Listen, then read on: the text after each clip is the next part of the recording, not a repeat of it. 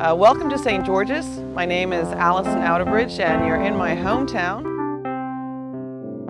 I've been doing guided walking tours in this town for over 15 years.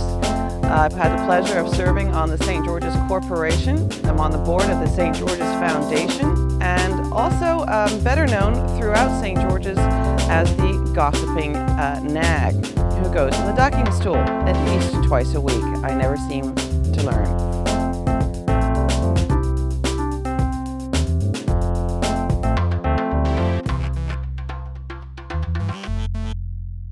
We're standing in front of the State House, the oldest British stone structure still standing in the Western Hemisphere. It was built in 1620 by our third governor, Nathaniel Butler. It's a multi-purpose building. They built it not only as a meeting hall for the government and a courthouse, but also as a defensive structure. If the town of St. George's were to be attacked, this would have been the last line of defense. St. George's was the capital of Bermuda from 1612 right through to the year 1815. The State House is surrounded by the oldest British neighborhood in the Western Hemisphere. An incredible series of buildings here today, all owned by the Bermuda National Trust. In fact, this is the oldest British-speaking neighborhood in the New World. The pillory, stocks, and whipping post, one of the popular attractions on King Square in the town of St. George's, were used to punish drunkards, people found guilty of slander, not going to church on a Sunday. And your punishment not only consisted of being locked up here, but also of being humiliated by having all of your hair shaved off and having tomatoes and eggs thrown at you. Luckily, we don't use these anymore. We're standing next to the ducking stool, a punishment reserved for women found guilty of gossiping and nagging their husbands. Unfortunately, the ducking stool is still in use today. I'm very familiar with this as I am the town wench, and we like to use this to entertain our visitors. St. Peter's Church is truly the heart of the town of St. George's.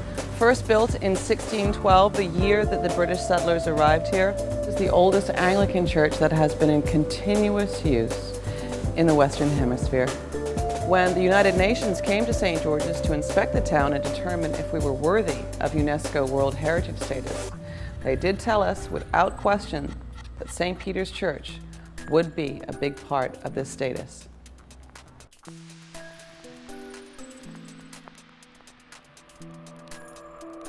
When you visit the town of St. George's, keep an eye out for these plaques. These are part of the African Diaspora Heritage Trail sites. We have 5 of the 12 sites right here in the town of St. George's, and I'm standing next to the one in St. Peter's Church Graveyard. Behind me is this segregated graveyard designated for free blacks and for slaves. We've come to Pilot Darryl Square. And Pilot Darryl Square is named because of the house right behind me. This is Pilot Darryl's house.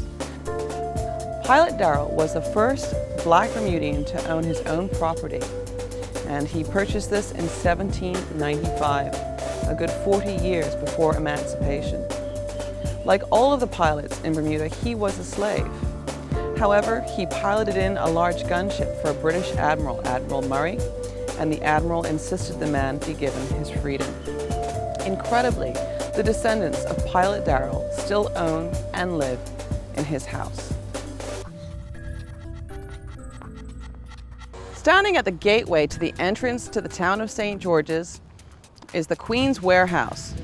This was built in 1860 by Mr. Penno, and it was used during the blockade running days of the American Civil War for storing all of the cotton making its way from the southern United States over to England to help finance the Confederates in the war.